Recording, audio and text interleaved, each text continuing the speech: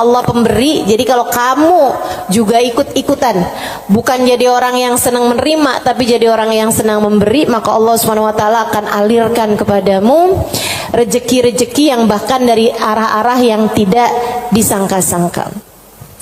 Saudaraku sekalian yang saya muliakan, Hubabah Maryam pernah bilang, Halimah jangan takut ngasih. Nak, jangan takut ngasih. Allah itu seringkali ketika kamu ngasihnya banyak, Allah juga ngasihnya banyak.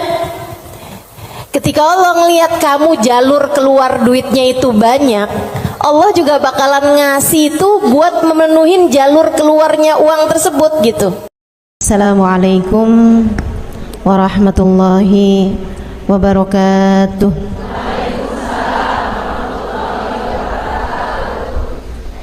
Alhamdulillah, wassalatu wassalamu ala rasulillah Muhammad ibn Abdillah wa ala alihi wa sahbihi wa man wala. Subhanaka la ilma lana illa ma 'allamtana innaka antal alimul hakim.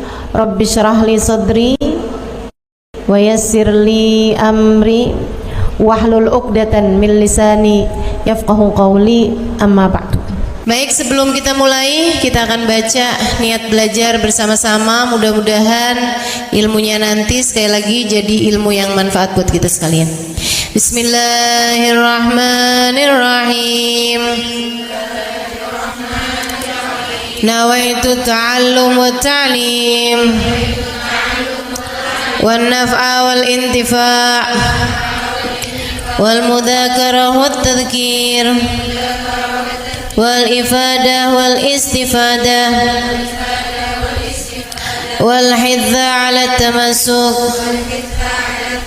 bi kitabillah wa sunnati rasulillah sallallahu alaihi wa alihi wasallam wa du'a ilal huda والدلالة على الخير ابتغاء مرضاته وقربه وثوابه وحسن الخاتمة مع اللطف والعافية وصلاح العاقبة برحمتك يا أرحم الراحمين. La hadratin Nabi Muhammad sallallahu alaihi wasallam wa alihi washabihi wazwaji wa dhurriyyati wa ahli baiti wasallimu jamil anbiya wal mursalin wal ulqan ajma'in. Anna Allah yaghfiruhum wa yarhamuhum wa ya'li darajatihim fil jannah wa yanfa'una barakatihim wa asrarihim wa anwarihim wa ulumihim wa nafaatihim fid din wa dunya wal akhirah. Al-Fatihah, baca bersama-sama. A'udzu billahi minasy syaithanir rajim. Bismillahirrahmanirrahim. Alhamdulillahi rabbil alamin. Ar-Rahmanir Rahim. Maliki yaumiddin. Iyyaka na'budu wa iyyaka nasta'in. Ihdinas siratal mustaqim. Siratal ladzina an'amta 'alaihim ghairil maghdubi 'alaihim waladdallin. Amin. Taqabbalallahu minna wa minkum, taqabbal ya karim. Allah tuh mau ngasih rezeki sama orang nggak pakai ada hitung-hitungannya, gitu kan? Pokoknya itu urusan langit, udah bener-bener yang Allah bilang rizqukum fis samai wa ma tu'adun, kata Allah. Rezeki kalian sudah selesai aku atur dari langit. Rezeki kalian sudah selesai aku atur dari langit. Saudaraku sekalian yang saya muliakan, nah kalau kita kepengen gitu kan kayak rezekinya digampangin, cara dapatnya gampang, menyenangkan, itu juga sama Allah udah dikasih clue-cluenya. Salah satu cluenya adalah dengan rajin sedekah. Salah satu cluenya adalah dengan rajin memberi, bukan hanya sedekah. Sedekah itu untuk orang yang kita tahu memerlukan, tapi kalau memberi buat siapapun, termasuk kita ngasih sama orang yang kita sayangi, ngasih hadiah, begitu ya. Buat orang tua kita mampu, tapi kita seneng aja ngasih hadiah sama mereka gitu. Misalnya kita suka ngasih kepada saudara-saudari kita, kakak adik kita, walaupun kita tahu dia mampu, tapi misalnya kita habis jalan-jalan condet, kita beliin duku, udah nggak ada ya. Kita beliin salak condet kan, dulu mah masih ada tuh. Ingat tuh. Gitu. Saudara sekalian yang saya muliakan, itu memperbanyak rezeki, mempermudah rezeki, mempermudah jalurnya rezeki yang sudah Allah Subhanahu wa taala bagikan kepada kita, teman-teman saya sekalian. Nah, ini saya ingat ucapan Hubabah Maryam Al-Haddar, guru saya almarhumah. Beliau itu orang paling dermawan yang pernah saya kenal. Pasti ada banyak orang-orang dermawan, tapi orang paling dermawan yang saya kenal Hubabah Maryam Al-Haddar. Saudara sekalian, beliau tuh kalau bepergian bisa jadi lupa bawa uang buat belanja, lupa bawa uang buat apa, tapi nggak pernah lupa bawa uang buat sedekah. Karena memang ini orang satu senengnya ngasih luar biasa. Siapapun aja dia kasih. Anak-anak ketemu dia kasih, orang tua ketemu dia kasih. Dan dari Hubabah Maryam tuh saya juga jadi ngerti bahwa ternyata semua orang suka dikasih.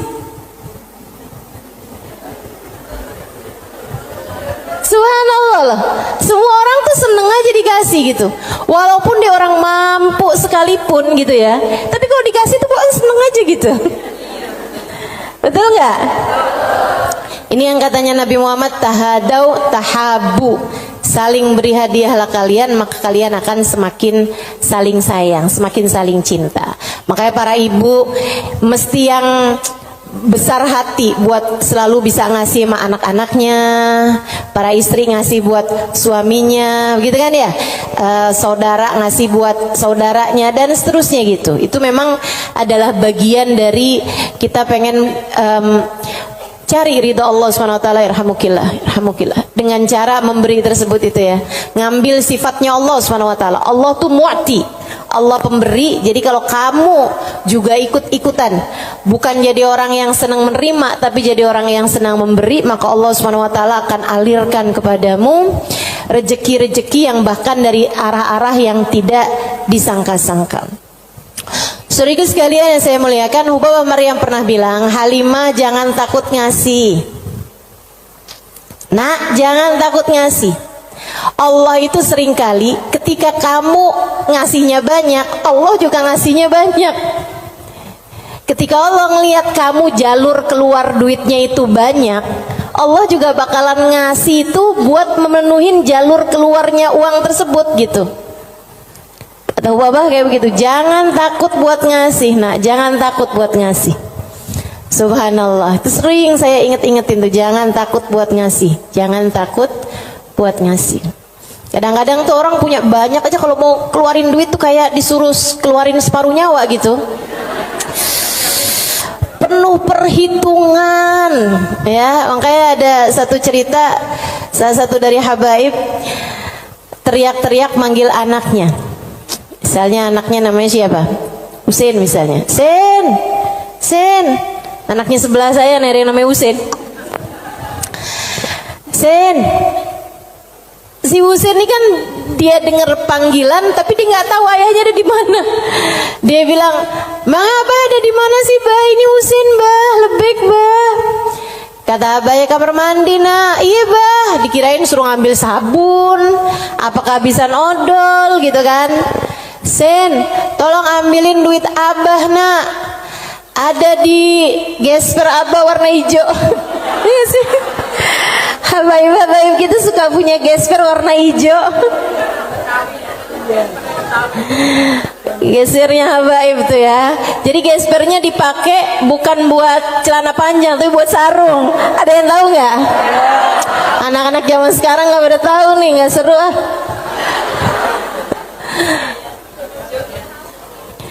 Dia bilang, ambilin duit Abah, nak. Kasihin kepada keluarga fakir miskin di jalan apa gitu, udah disebutin nama dia. Dikerjain sama anaknya saat itu juga, diambil uangnya kemudian diserahkan kepada keluarga yang dimaksudkan sama abahnya. Habis dia pulang, dia bilang sama abahnya, "Bah, abah kenapa sih bah sampai repot-repot lagi di kamar mandi, bukan nunggu aja ntar keluar." Abahnya bilang, "Nak, kalau keluar setannya lain lagi." Emang sedekah tuh kalau nggak cepet-cepet dikeluarin lain lagi tuh. Coba aja kamu ngeliat orang nih, ya ampun kesian banget, mau ngasih nih kayaknya 100.000 deh misalnya gitu. Kita inget nih di dompet kita ada 100 ribuan gitu kan. Pas kita buka dompet, tapi banyak juga loh orang kayak gitu, 50.000 aja apa ya gitu. Kelihatan ada duit yang hijau 20 ribuan. Terakhir keluarnya berapa? 5.000. Ada yang pernah begitu? Mana orangnya? Saya. Urusan sedekah luar biasa. Kalau nggak cepet-cepet dikerjain, luar biasa setannya teman-teman sekalian. Makanya mudah-mudahan Allah Subhanahu wa taala selamatkan kita dari segala sifat pelit-pelit ini nih. Baik itu yang namanya syuh ini udah pelit yang banget pelitnya, ataupun bakhil orangnya ya. Kalau yang tadi atas syuh orangnya namanya syahih. Kalau yang kedua nih bakhil, yaitu orang yang pelit sama apa yang dia punya, ama yang jadi miliknya dia mau ngeluarinnya tuh penuh dengan perhitungan. Dan gayahnya, puncaknya orang pelit yang kayak beginian nih, puncaknya pelit adalah dia sampai berusaha untuk bisa yang wajib-wajib pun jadi nggak wajib. Gimana caranya gitu? Kayak bayar zakat gitu kan, mikir-mikir mau bayar zakat harta 2,5% dari harta kita di akhir tahun. Itu kan kalau mau dicari-cariin jalannya biar nggak keluar zakat, bisa teman-teman, bisa. Terutama nih orang-orang kayak saya nih, belajar fikih kelamaan, belajar fikihnya lama, saya tahu persis cara mengelabui hukum Islam. Tetapi teman-teman saudaraku sekalian, ilmu ini walaupun saya mengetahuinya, saya tidak akan mengamalkannya buat diri saya pun juga buat orang lain. Kenapa gitu? Kamu sedang mengelabui siapa? Bukankah Allah Maha tahu segalanya? Kamu mau nih gimana caranya biar duit saya nih nggak saya zakatin? Oh, kamu begini. Misalnya gitu ya. Sekedar dirubah bentuk duitnya itu. Jadi tanah, jadi rumah, kan zakatnya setahun lagi. Bisa aja kayak begitu. Akan tetapi teman-teman saudaraku sekalian, sekali lagi ini pengelabuhan urusan dunia. Tapi kalau urusan di hadapan Allah Subhanahu wa taala, Allah tahu segalanya. Allah paham niatmu, mau deket haul, mau deket waktunya wajib mengeluarkan zakat, kamu beli tanah biar duit kamu berubah jadi tanah untuk menghindarkan kewajiban zakat. Allah paham betul urusan apa yang ada di dalam hatimu itu. Jadi janganlah sok-sokan cari-cari. Mungkin ada pendapat lain yang bikin ini jadi nggak wajib, misalnya gitu kan. Ada aja, bisa aja teman-teman saudara sekalian. Orang yang belajar fikih bertahun-tahun itu akan ngerti caranya hal-hal yang seperti itu. Tapi tentu saja kita tidak akan mengamalkannya, sebab yang kita cari bukanlah pandangan manusia, yang kita cari bukanlah hukum dunia, akan tetapi yang kita cari adalah yang di sisi Allah Subhanahu wa ta'ala. Saya jadi ingat sama Syaiban. Ini yang dianggap sama Imam Syafi'i sebagai salah satu guru-gurunya Imam Syafi'i. Imam Syafi'i satu hari ditanya sama muridnya Imam Ahmad bin Hanbal, siapa aja guru-gurumu tuan? Sebutin sama Imam Syafi'i, fulan bin fulan, fulan bin fulan, fulan bin fulan. Kata Imam Syafi'i, Syaiban Ar-Ra'i. Siapa? Syaiban Ar-Ra'i. Kok saya nggak pernah dengar ya yang satu ini? Imam Syafi'i itu orang pinter, saudaraku sekalian, sangat pinter. Nih saya ceritain kecerdasan, kepandaian Imam Syafi'i. Imam Syafi'i itu kalau mau ngafal halaman 276, 277-nya ditutup dulu. Kenapa gitu? Karena kalau saya kelihatan suka ikutan masuk juga. Kecerdasan jenis apa itu coba? Ini kayaknya udah tingkat langit ke-7 nih cerdasnya nih. Itu bisa-bisanya gitu. Saya kalau mau ngafalin halaman misalnya 276, saya baca berulang-ulang, itu pun juga masih belum apal-apal gitu kan. Besokannya lagi saya ulang lagi, besokannya lagi saya ulang lagi juga gitu. Karena kalau nggak diulang-ulang ntar kayak suka gampang lupa nggak sih? Saudaraku sekalian yang saya muliakan, ini buat ibu-ibu sih kayaknya nggak relate deh. Kita nih kadang-kadang baca surat Al-Kafirun aja bu, ujungnya nggak ke bawah-bawah. Bismillahirrahmanirrahim. Qul ya ayyuhal kafirun la a'budu ma ta'budun wa la antum a'biduna ma a'bud wa la ana a'budu ma abattum wa la antum a'biduna ma a'bud wa la ana a'budu ma abattum wa la antum. Mana dia nih ujungnya nggak kena-kena. Imam Syafi'i hafal Quran di usia 7 tahun seperti kita hafal surat Al-Fatihah sekarang. Kita hafal surat Al-Fatihah kan nggak kebalik-balik tuh. Apal aja biar sambil goreng, sambil apa aja yang namanya Fatihah mah nggak pernah keliru ya bu ya. Nah itu Imam Syafi'i hafal Al-Quran 30 juz kayak kita hafal surat Al-Fatihah sekarang. Disampaikan oleh guru kami Sayyidil Habib Umar bin Hafid. Teman-teman sekalian, gimana enggak tuh Imam Syafi'i itu belajarnya kayak gitu tuh modelannya tuh. Dulu Imam Syafi'i itu orang sangat nggak punya teman-teman. Imam Syafi'i itu duduk di majelisnya Imam Malik.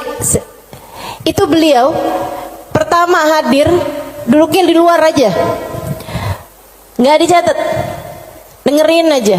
Karena nggak istilah katanya nggak ikutan bayar sekolahnya, jadi dia di luar gitu kan.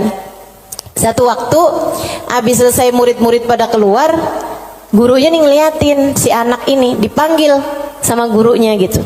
Terus tanyain, belum Imam Malik ini ya, gurunya yang masih awal, masih dasar. Tanyain gitu, nak, tadi apa yang saya terangkan? Dia bisa ngulangin semua yang diterangin sama gurunya 100%. Habis itu gurunya bilang, nak kenapa kamu nggak duduk di kelas saya? Dia bilang, karena saya nggak ikutan bayaran. Nggak apa-apa, duduklah nak di kelas saya akan berbangga dengan kamu bisa duduk di kelas saya. Dah tuh Imam Syafi'i. Kalau mau ngafalin halaman sebelah, halaman yang sesudahnya tuh ditutup dulu sama beliau, karena gampang banget masuk, asal kelihatan kelebetan udah langsung masuk. Kecerdasan yang luar biasa teman-teman saudaraku sekalian yang saya muliakan. Nah ini satu waktu ditanya sama muridnya Imam Ahmad bin Hambal, guru-gurumu siapa aja tuan? Sampein si ini. Kenal, rata-rata Imam Ahmad bin Hambal kenal, mereka adalah ulama-ulama pada masa tersebut gitu, yang disebut sama Imam Syafi'i, Syaiban Ar-Ra'i. Baru nggak kenal. Siapa tuh Syaiban Ar-Ra'i? Ra'i dia bilang, kata Imam Syafi'i, tukang gembala kambing. Penasaran, pengen dong kenal. Oh ya, nanti saya akan ajak kamu. Satu hari diajak nih sama Imam Syafi'i, Imam Ahmad bin Hambal diajakin pergi ke tempatnya Syaiban Ar-Ra'i. Di mana diajakinnya? Di tempat gembalaan kambing. Sambilan tuh kambing digembala, Syaiban sholat. Kambingnya semua makan rumput, dianya sholat. Habis saya sholat, di Imam Syafi'i sama Imam Ahmad bin Hambal duduk di situ. Assalamualaikum warahmatullahi wabarakatuh ya Syaiban. Waalaikumsalam warahmatullahi wabarakatuh. Syaiban, saya nih datang kemari nih, katanya Imam Ahmad bin Hambal, karena Imam Syafi'i waktu saya tanya salah satu gurunya, dia menyebutkan dirimu wahai Syaiban. Emang Syafi'i ini ada-ada aja. Tawadu kan, bukan yang ya gitulah saya. Walaupun saya kelihatannya penggembala kambing ya, tapi jangan remehkan. Saya gurunya Imam Syafi'i, enggak gitu. Dia bilang, Imam Syafi'i ini emang ada-ada aja. Bagaimana mungkin penggembala kambing seperti saya jadi gurunya Imam Syafi'i? Kata Imam Syafi'i, Syaiban, Saya datang kemari ini mau bertanya beberapa permasalahan. Oh iya, boleh.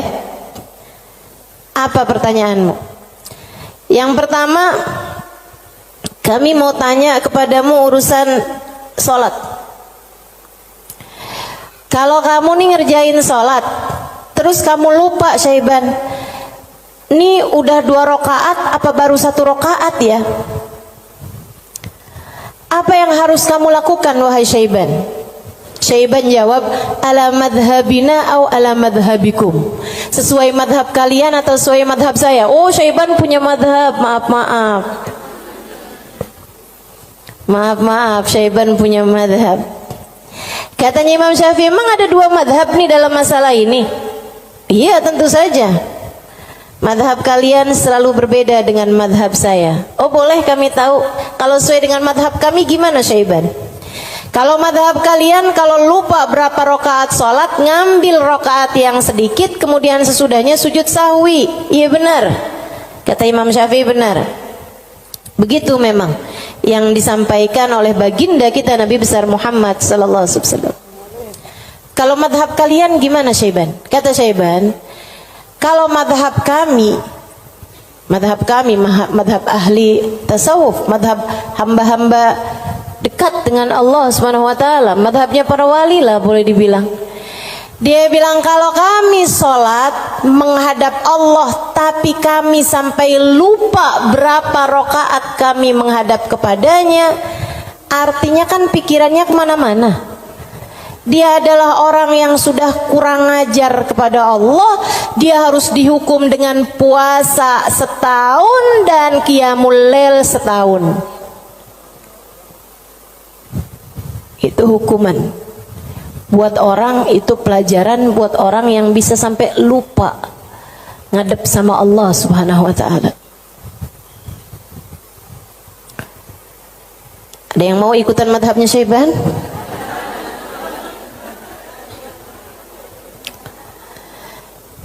Oke. Imam Ahmad bin Hanbal dia mikir, pantesan nih orang jadi gurunya Imam Syafi'i. Nggak salah. Dia bilang pertanyaan yang kedua, wahai Syaiban, ini saya mau nanya urusan zakat. Baik. Ini kan kamu kan punya banyak kambing nih Syaiban nih. Yang kamu gembalakan nih kambing-kambing mau bukan? Iya, kambing saya, kata Syaiban. Ada kayak berapa ekor lah kambingnya. Dia bilang, berapa zakatnya kambingmu ini wahai Syaiban? Syaiban kembali nanya, ala madhabina am ala madhabikum? Madhab saya apa madhab kalian? Dia bilang, emang ada 2 madhab juga nih dalam urusan zakat ini nih? Iya, selalu ada opini-opini, pemahaman-pemahaman dalam urusan agama. Dan teman-teman, agama Islam ini satu-satunya agama yang memperbolehkan kamu untuk bahkan menyuruh kamu untuk selalu berpikir. Agama yang paling natural, agama yang sesuai sama pola pikir manusia. Kamu harus berpikir biar selamat dari api neraka. Kamu harus berpikir, gitu kan? Bahkan Allah ketika menceritakan tentang orang-orang ahli neraka, lahum qulubun la yafqahuna biha, kata Allah. Mereka punya hati, punya pikiran tapi nggak dipakai mikir. Akhirnya jadi ahli neraka. Orang selalu aja tuh fa'tabiru ya ulil albab, gitu kan? Maka ambillah pelajaran dari sini wahai yang berpikir. Disuruh berpikir. Kita ini dalam Islam ini disuruh berpikir, nggak boleh kayak yang udah ini doktrinnya agama, udah ikut aja, nggak bisa. Islam ini adalah agama yang selalu memerintahkan kamu buat berpikir. Makanya Syaiban kepikiran tuh jawaban-jawaban yang tidak sesuai dengan konteks fikih, tapi tidak salah. Teman-teman. Ya orang yang lupa rakaat, kemudian dia merasa bahwa dirinya adalah seorang yang kurang ajar sama Allah Subhanahu wa taala karena menghadap Allah, tapi kepikirannya gelambiar kemana-mana. Kalau dia kemudian menghukum dirinya sendiri dengan puasa sepanjang tahunnya, itu tentu adalah sesuatu hal yang luar biasa tingginya gitu. Seseorang yang sudah mencapai tingkat spiritualitas yang sangat-sangat berkelas. Ditanya nih urusan zakat nih. Berapa zakatnya wahai Syaiban? Katanya Syaiban, ala madhabina am ala madhabikum? Sesuai dengan madhab kalian apa sesuai dengan madhab saya? Kalau madhab kami gimana Syaiban? Orang kan buat tahu kan mesti tahu perbandingannya. Oh kalau madhab kalian 40 ekor kambing, 1 ekor kambing, 121, 2 ekor kambing, selanjutnya setiap 100, 1 ekor kambing. Iya benar. Kayak gitu tuh. Zakatnya kambing. Menurut Islam sesuai dengan apa yang sudah diajarkan baginda kita Nabi besar Muhammad. 40 1 ekor kambing, 121 2 ekor kambing, selanjutnya setiap 100 1 ekor kambing. Jadi kalau kamu punya 900 ekor kambing berarti 9 ekor gitu. Kalau menurut madhab kalian gimana wahai Syaiban? Syaiban kemudian menjawab, kalau madhab kami, saya ini budak, budaknya Allah. Innama ana abd, saya ini adalah budak, budaknya Allah. Dan seorang budak tidak memiliki harta, sebab semua harta budak adalah harta majikannya. Dan itu benar, harta budak adalah harta majikannya. Jadi kambing-kambing saya ini ya udah terserah Allah aja. Kalau diperlukan saya kasih, kalau nggak diperlukan nggak saya kasih. Kalau kemudian misalnya nih punya kambing 20 gitu kan, tapi nih lagi ada orang mau ngawinin nih, perlu 3 ekor kambing, ya udah keluarin 3 ekor kambing. Saya nggak pernah merasa memiliki kambing-kambing saya. Berapapun yang diperlukan akan saya keluarkan, sebab bukan milik saya, semua hanyalah milik Tuan saya. Saya hanyalah budak, yang saya miliki adalah miliknya Tuan saya. Tuh, hamba berkelas. Makanya mereka tuh ngeluarin duit sebanyak apapun nggak pernah merasa berat. Kenapa? Ngerasanya cuma dititipin doang, nggak pernah ngerasa itu adalah milik dia gitu. Ngerasanya cuma dititipin doang. Makanya sedekahnya gede-gede teman-teman. Berjuang dengan hartanya tuh besar-besar. Dan saya ketemu orang-orang semacam itu. Punya duit berapa ya dikeluarin segitu-gitunya tuh. Itu ketemu orang-orang yang seperti itu gitu. Masya Allah, Masya Allah. Mudah-mudahan Allah angkat kepelitan dalam diri kita, insya Allah. Semoga Allah angkat sifat bukhl dalam diri kita, sifat syuh dalam diri kita ini. Amin ya rabbal alamin. Wa amma man bakhila bil infaq fi wujuhil khairat. Adapun orang-orang yang pelit dalam menafkahkan hartanya pada jalan-jalan kebaikan, wa taraikir kurubat, dan arah-arah gurubat, arah-arah ibadah. Maksudnya kalau disuruh keluarin hartanya buat yang lain misalnya gitu ya, dia ngawinin anaknya, wuduh jor-joran tuh. Tapi kalau giliran suruh nyumbang, gitulah ya, dia punya hartanya banyak nih. Kalau misalnya duitnya itu mau dipakai buat bikinin pesta, bahkan sekedar pesta ulang tahun yang tiap tahun tuh keulang, itu ya, itu dia akan kerjain gitu kan. Oh, ulang tahun kek, ulang tahun perkawinan kek, ulang tahun anaknya, ulang tahun cucunya, dia keluarin hartanya gampang banget gitu. Tapi giliran bikin maulid dong, ini kan lagi bulan maulid, udah banyak kok yang bikin maulid. Ya kalau gitu nyumbang deh buat orang yang bikin maulid, udah banyak yang nyumbang buat bikin maulid gitu. Jadi kalau urusannya yang kebaikan-kebaikan gitu kan, tuh ada pondok pesantren tuh lagi susah, oh ya udah deh ntar aneh sampein deh sama orang itu tuh, orang itu kaya tuh, banyak tuh duitnya tuh. Dia lupa kalau duitnya juga banyak. Ada orang-orang yang kalau jalan-jalan yang lain dia royal, dia biasa aja gitu, ngeluarinnya nggak berat. Tapi di saat dia suruh ngeluarin untuk jalan-jalan kebaikan, dia ngerasa berat. Yang kayak begini, ma'at tamakkun min dzalik, padahal dia mampu untuk melakukan itu, fahaluhu ahwan min halil ladzi qabla, keadaan dia masih lebih mending daripada keadaan orang-orang yang di atasnya, yang syuh atau yang yang syahih atau yang bakhil tuh ya. Yang atasnya itu sampai dengan yang wajib-wajib aja dia nggak mau keluarin. Kalau yang ini yang wajib sih dia keluarin sih. Yang wajib dia keluarin. Cuman kalau yang sunnah-sunnah gitu, kayak nyumbang-nyumbang, ngasih-ngasih sama orang, gitu-gitu dia tar dulu deh, duit saya juga nggak segitu banyaknya gitu kan. Ada orang nih susah-susah nih, terus dia bilang gitu, emang beneran susah anak-anak yatim gitu kan, korban bencana alam atau apa gitu, emang beneran susah. Itu juga mau ngeluarinnya kayak yang berat banget gitu. Yang kayak beginian gimana nih?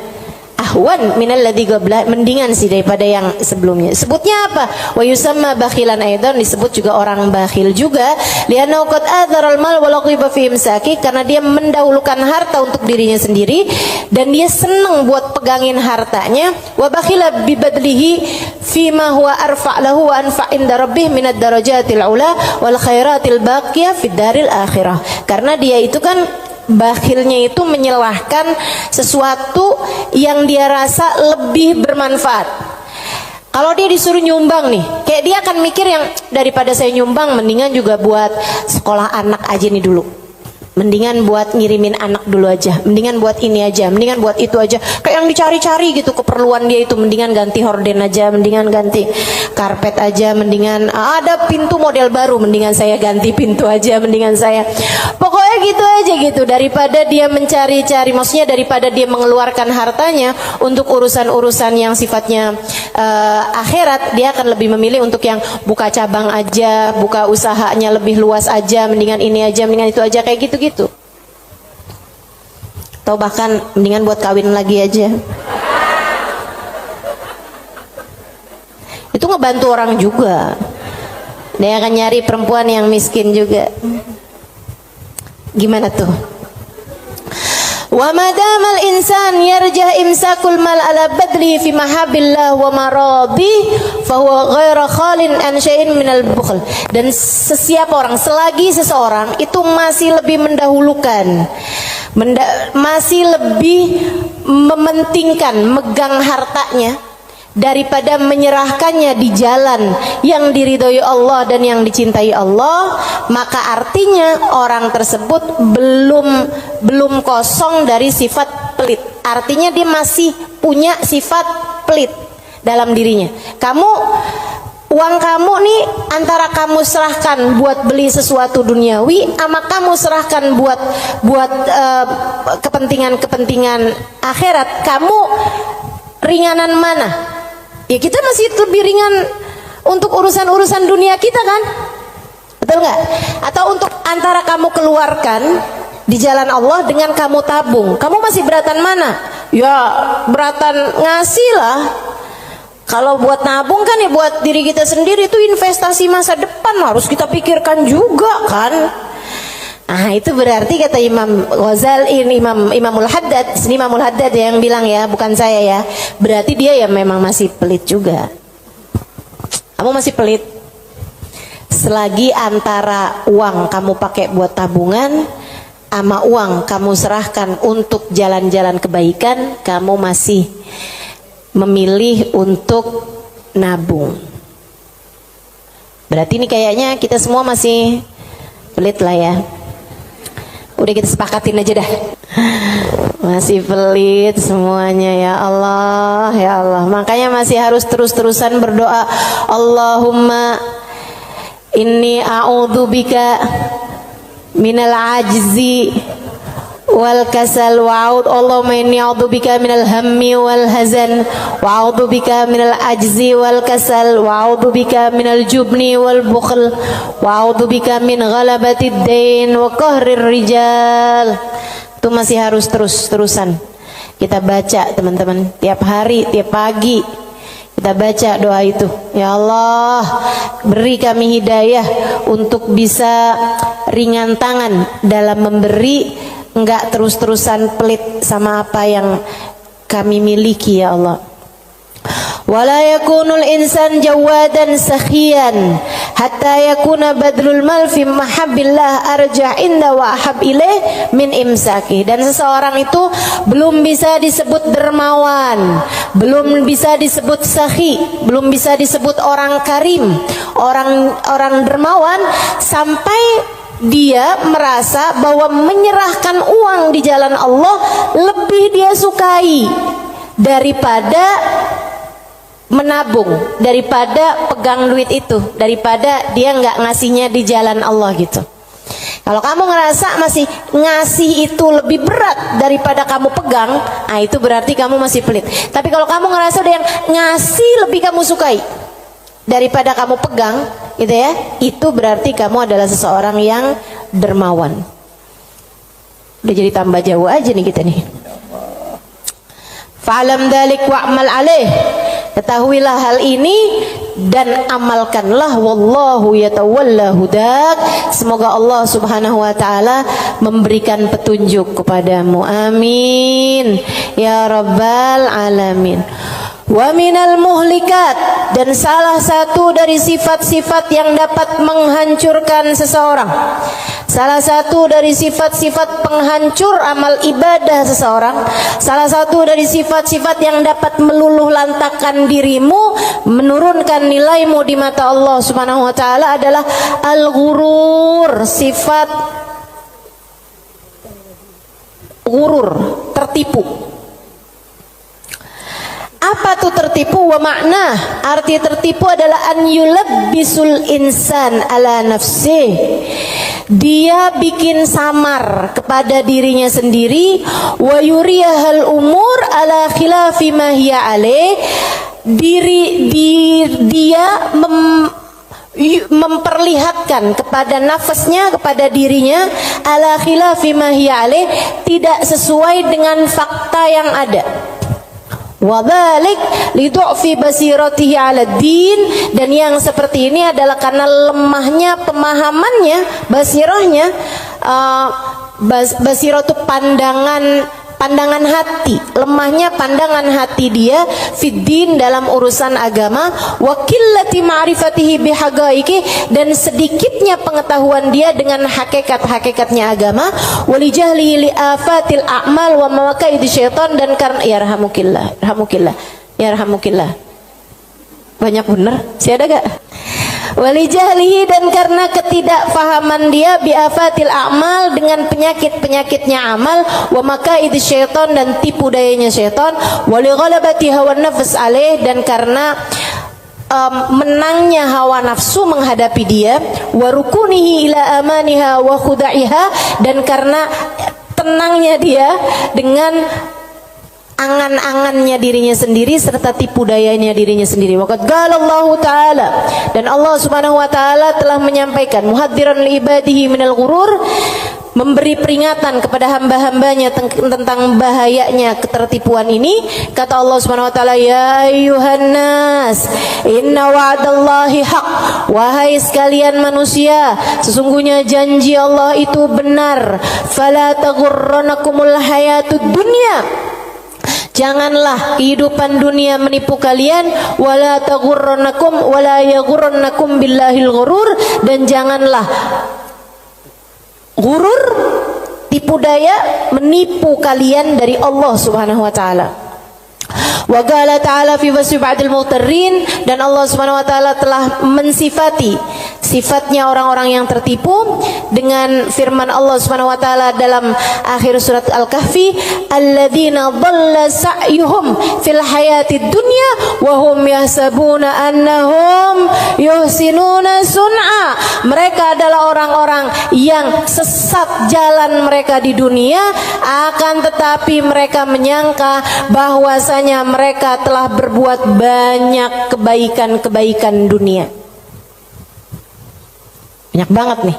Nanti Imam Ghazali, Imam Al-Haddad akan menerangkan tentang mereka-mereka ini. Wa qala ta'ala, dan Allah Subhanahu wa taala juga menyampaikan, walakinnakum fatantum anfusakum wa tarabbastum wartabtum wa gharratkumul amani hatta jaa amrullah wa gharrakum billahil ghurur. Ini ayat sebelumnya sangat indah sekali nih teman-teman. Sebentar saya akan bukakan. Kata Allah Subhanahu wa taala, walakinnakum fatantum anfusakum, akan tetapi kalian telah menipu diri-diri kalian sendiri, wa tarabbastum, dan kalian menunda-nunda, wartabtum, dan kalian merasa ragu, wa gharratkumul amani, dan kalian tertipu dengan angan-angan kalian sendiri, hatta jaa amrullah, sampai datang ajal menjemput kalian, wa gharrakum billahil gharur, dan kalian telah tertipu, dan tipu daya telah menipu kalian dari Allah Subhanahu wa taala. Al-Hadid ayat 14. Al-Hadid ayat 14.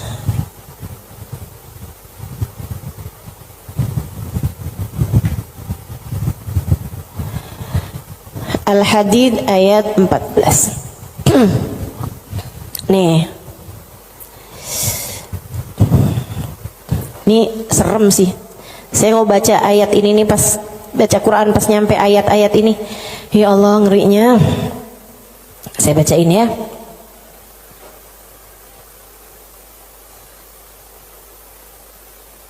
Dari mana ya enaknya nih ya? Dari ayat 11 deh. Al-Hadid dari ayat 11. A'udzu billahi minasyaitonir rajim. Man dzalladzi yuqridullaha qardan hasana fayudha'ifahu lahu wa lahu ajrun karim. Kata Allah, siapa di antara kalian yang mau menghutangi Allah? Ini Allah nih dari taunya orang-orang tuh ama hartanya tuh medit banget, pelit banget, sampai Allah bilang, kamu di saat sedekah, kamu nggak lagi ngasih buat orang, kamu lagi ngasih hutangan kepadaku, kata Allah. Kamu lagi ngasih tuh, kamu lagi ngasih hutang sama aku, kata Allah. Man dzalladzi yuqridullaha qardan hasana, siapa yang menghutangi Allah dengan hutangan yang bagus. Hutangan yang bagus tuh ada orang miskin dikasih. Ya, ada orang yang kepengen sekolah, nggak mampu sekolah, kamu sekolahkan. Ada janda-janda yang kepengen usaha, nggak punya modal, kamu modalin, gitu kan? Ada orang tua-tua yang emang udah nggak bisa lagi usaha, kamu berikan nafkah bulanan kepada mereka gitu. Ada yang lagi ngebangun misalnya pondok pesantren atau masjid yang memang tidak akan kembali berupa keuangan ya, maksudnya secara langsung gitu kan. Nah itu semuanya ini disebut sebagai jalan-jalan kebaikan. Allah menyebutnya sebagai qardhan hasana, hutangan kepada Allah. Kenapa Allah bahasanya sampai pakai utang? Dan yang hutang itu Allah, kayak Allah tuh lagi yang tenang, utang, aku akan bayar. Dan aku kalau bayar nggak main-main, aku lipat gandakan minimal 10 kali lipat. Dan teman-teman, saya sih nggak tertarik sama urusan 10 kali lipat. Kamu sedekah balik 10 kali lipat, saya nggak terlalu tertarik sama itu. Saya tertarik sama sesuatu yang kita nggak bisa beli pakai uang, yang kita nggak bisa beli pakai uang. Itu yang lebih membuat saya tertarik ketika bersedekah. Maksudnya gini nih, kalau misalnya kayak kalau kamu ngasih 100.000, Allah bakal gantikan dengan 1 juta, 10 kali lipat kan? Saya nggak terlalu tertarik tuh sama yang begituan. Saya lebih tertarik kalau kamu kasih 100.000, Allah akan berikan kepadamu Halimah sesuatu hal yang bahkan kamu nggak bisa belinya dengan uang. Dan itu nyata teman-teman. Kamu nggak bisa beli kesolehan anakmu. Mau beli di mana? Mau beli di mana? Kamu pergi cari apapun, kamu nggak bisa beli kesolehan anakmu. Kayak apa rasanya kamu bangun di waktu malam, terus kamu lihat, kok kamar anak saya nih lampunya masih nggak gelap semuanya ya. Biasanya kalau tidur dia gelap semua. Kamu buka pelan-pelan kamar anakmu, karena memang kamu udah bilang sama anakmu untuk kalau tidur jangan dikunci misalnya gitu. Kamu buka kamar anakmu dan di sanalah kamu lihat di jam 2 malam, jam 3 malam dia sedang bersimpuh di atas sejadahnya. Kamu bisa beli di mana hal kayak begituan? Saudariku sekalian yang saya muliakan, kamu punya anak-anak hatinya baik-baik. Bahkan kamu punya suami hatinya menyayangi kamu dengan tulus, bisa beli di mana? Kamu memutuskan untuk pakai skincare, pasang filler, kamu udah sulam alis, sulam bibir, kamu bahkan mungkin oplas, nambahin tingginya hidung, belum tentu bikin hati suamimu sayang padamu, betul? Beli di mana tuh rasa sayangnya suami kepada seorang istri? Belinya sama Allah Subhanahu wa ta'ala. Sebab Allah yang menggerak-gerakkan hati manusia. Saudaraku sekalian yang saya muliakan, Allah tuh kalau kamu kasih hutangan sama Allah Subhanahu wa ta'ala, kamu sedekahkan hartamu di jalan Allah Subhanahu wa ta'ala, Allah bisa bayar kamu dengan hal-hal yang gak bisa kamu beli pakai uang. Keberkahan kehidupan, kesolehan hati anak-anak, rasa sayang, rasa cinta di hati suamimu kepadamu, hati yang damai, kehidupan yang tenang, hati yang bahagia dalam taat pada Allah Subhanahu wa ta'ala. Bahkan hidayah, inayah, taufik dalam dirimu, teman-teman saudariku sekalian. Gimana caranya mau beli? Kamu bisa bangun di waktu malam, kemudian 2 rakaat, 4 rakaat, 6 rakaat kamu mengerjakan ibadah pada Allah. Kemudian kamu beristighfar, kemudian kamu berdoa, kemudian kamu menyebut-nyebut namanya. Kenikmatan yang kayak begituan kamu gak bisa beli pakai uang. Itu hidayah dari Allah Subhanahu wa ta'ala. Suamimu gak mau sholat kecuali dengan berjamaah, itu hidayah dari Allah Subhanahu wa ta'ala. Yang beginian nih hidayah-hidayah menuju kepada surga Allah Subhanahu wa ta'ala. Hati lapang, hidup bahagia, hati tenang, gak bisa dibayar pakai uang. Gak bisa dibayar pakai uang. Dibayarnya pakai apa? Yang bisa mengerjakan adalah Allah. Maka hutangi Allah. Allah bisa membayarnya dengan itu semua. Karenanya saya sampaikan teman-teman, saya gak tertarik sama yang kalau kamu sedekah balik 10 kali lipat. Kalau kamu keluarin, kamu jual motor, kamu kasih sedekah, kamu dapat Avanza. Enggak, saya gak tertarik, mohon maaf. Bukan karena saya nggak tertarik sama pemberian Allah, tapi pemberian Allah yang masih bisa dibeli dengan uang, itu adalah pemberian-pemberian yang tidak berkelas. Allah bahkan memberinya kepada orang paling kafir di atas muka bumi sekalipun. Tapi kesolehan hati anak-anakmu, kesolehan hati suamimu, kesolehan dirimu sendiri, Allah kasih hidayah buat kamu bangun di waktu malam membaca beberapa ayat Al-Quran. Allah kasih kamu bangun di waktu malam, kamu menengadahkan tangan berdoa kepada Allah SWT. Saat itu Allah, setiap kali kamu memanggil ya Allah, ya Allah, ya Allah, Allah menjawab labbaik ya abdi was'adaik, labbaik wahai hambaku, apa yang kamu mau, apa yang kamu mau, minta apa yang kamu mau. Ampuni dosa-dosa saya ya Allah. Allah bilang labbaik hambaku, aku ampuni dosa-dosamu. Mudahkan saya berbuat kebaikan ya Allah, labbaik hambaku, labbaik hambaku. Aku akan memudahkanmu berbuat kebaikan. Kasih saya ilmu yang manfaat ya Allah, labbaik hambaku. Aku akan beri padamu ilmu yang manfaat. Saudariku sekalian yang saya muliakan, yang ini nih tidak akan Allah berikan kecuali kepada hamba-hambanya yang Dia cintai.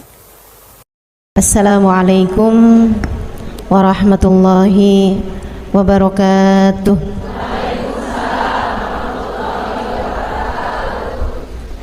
Alhamdulillah, wassalatu wassalamu ala Rasulillah Muhammad ibn Abdillah wa ala alihi wa sahbihi wa man wala. Subhanaka la ilma lana illa ma 'allamtana innaka antal alimul hakim. Rabbi shrah li sadri wa yassir li amri wahlul 'uqdatan min lisani yafqahu qawli, amma ba'du.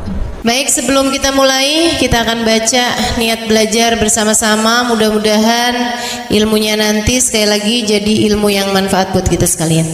Bismillahirrahmanirrahim. Nawaitu ta'allum wa ta'lim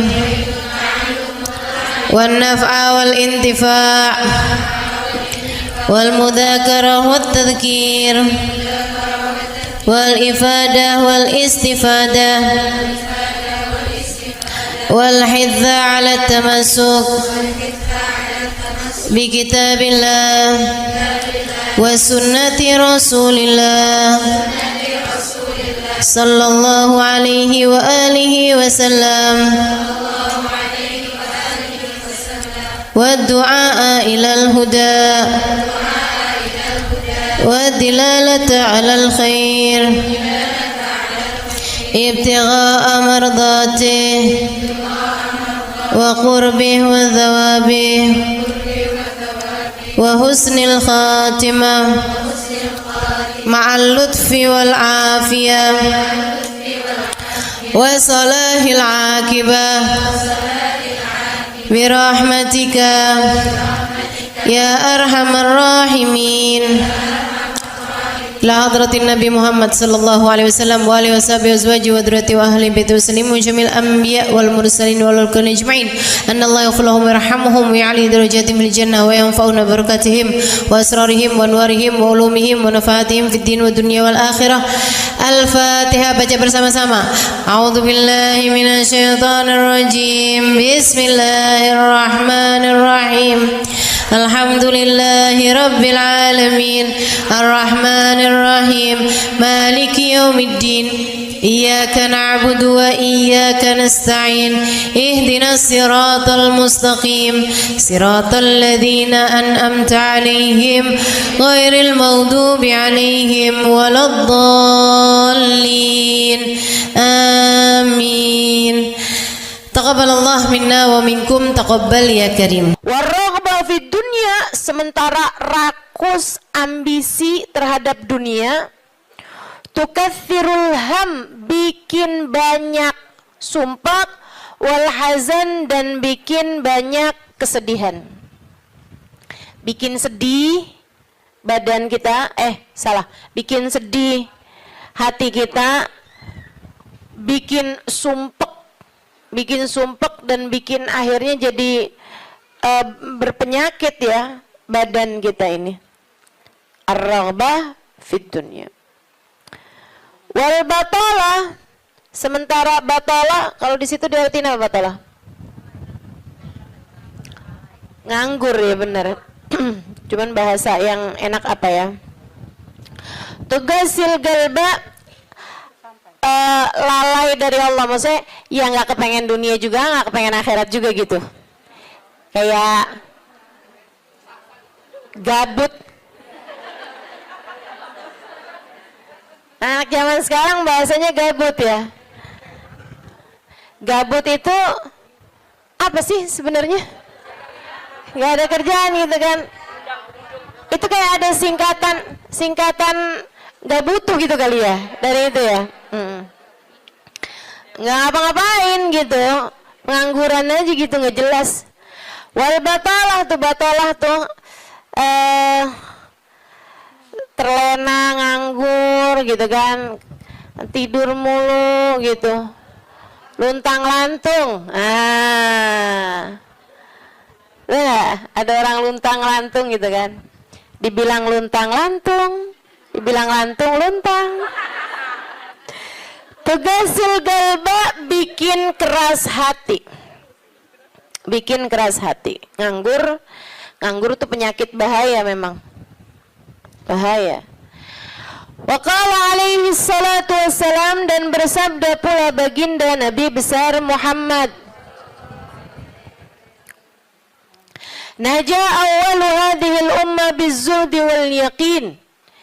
Awal umat ini terselamatkan dengan zuhud wal yakin, dan dengan keyakinan yang kuat. Wasayahlik akhiruha bil hirsi wa tulil amal, dan akan hancur akhirnya umat ini, akan hancur disebabkan hirs, ambisi terhadap dunia, wa tulil amal, dan panjang angan-angan. Wa ma warada minal ayati wal akhbar wal athar fi dammi dunya wa dammil muhibbina laha warraghibina fiha wa dammil hirsi 'alaiha kharijun anil hasr.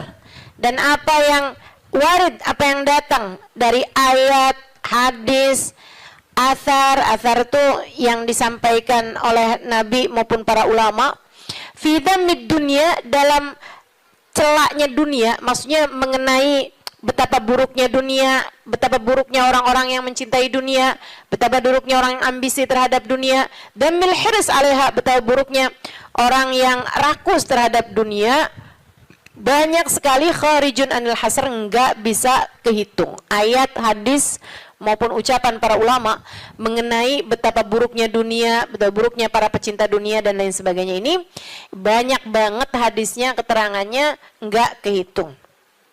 Watasani fil ulama, dan karangan-karangan para ulama rahmatullahi alaihim, semoga rahmat Allah senantiasa tercurah kepada mereka, minas salaf wal khalaf, baik dari ulama zaman dulu maupun ulama-ulama belakangan, masyhunah bidzalik, penuh sekali dengan hal-hal yang seperti itu. Kayak Imam Ghazali gitu kan, nulis dalam kitabnya baik Ihya Ulumuddin ataupun kitab yang terakhirnya beliau itu namanya Minhajul Abidin dan lain sebagainya, itu banyak banget mengenai hal-hal yang seperti ini gitu. Betapa pentingnya kita untuk zuhud terhadap urusan dunia. Tsumma inad dunya ibaratun wallahu a'lam bisawab. Sampai situ ya. Nabi Muhammad alaihissalam mengatakan, az-zahada fid dunya tuyrihul qalba wal badan. Zuhud dunia nih. Apa tuh zuhud? Zuhud itu teman-teman tidak mengharapkan kesenangan dunia dari Allah sekalipun ya, enggak minta gitu, enggak seneng gitu sama kesenangan dunia dari Allah. Itu namanya zuhud akhirat. Dan juga teman-teman, zuhud ama manusia itu tidak menginginkan apa yang ada pada manusia, apa yang dimiliki orang enggak kepengen, gitu kan? Itu namanya zuhud fima fi aidin nas. Ini disampaikan Nabi Muhammad dalam hadisnya, izhad fid dunya yuhibbukallah, wazhad fima fi aidin nas yuhibbukan nas.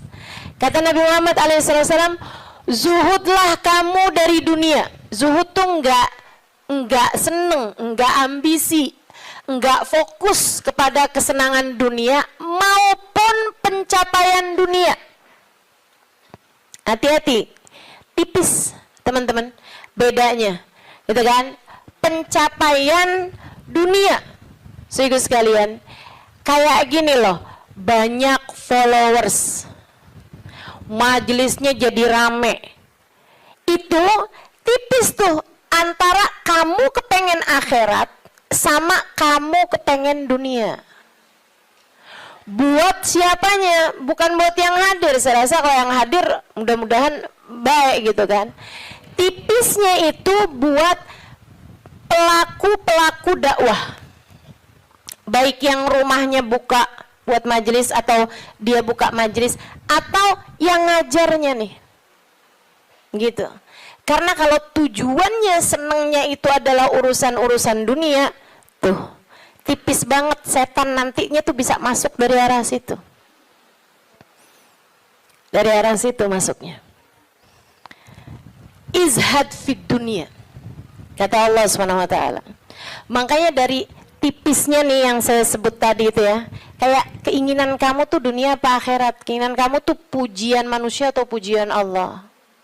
Itu sampai-sampai banyak dari para wali-walinya Allah Subhanahu wa taala meninggalkan kemasyhuran dunia karena khawatir sama hatinya. Banyak saudaraku sekalian.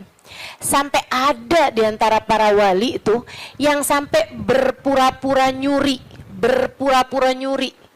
sampai dikejar orang gitu kan. Kenapa dikejar orang? Karena yang dia curi adalah bajunya seorang perempuan yang lagi mandi. Ada orang lagi mandi, wali loh yang ngerjain. Untung belum zaman viral internet ya. Ini kalau zaman viral internet kayak apaan tuh orang ngejudge dia tuh kan, udah nganggepnya udah hancur banget dah gitu. Tapi memang itu yang dicari sama beliau. Yang dicari sama beliau adalah menghindar dari kepopuleran, menghindar dari apa yang orang-orang cari dari kemuliaan dunia, karena khawatir hatinya terselip rasa keinginan untuk dianggap mulia di dunia menghancurkan kemuliaannya di akhirat. Serem bener buat orang-orang kayak saya yang sama Allah dikasih pegang mic di depan, ya kan? Teman-teman saya sekalian, nggak gampang.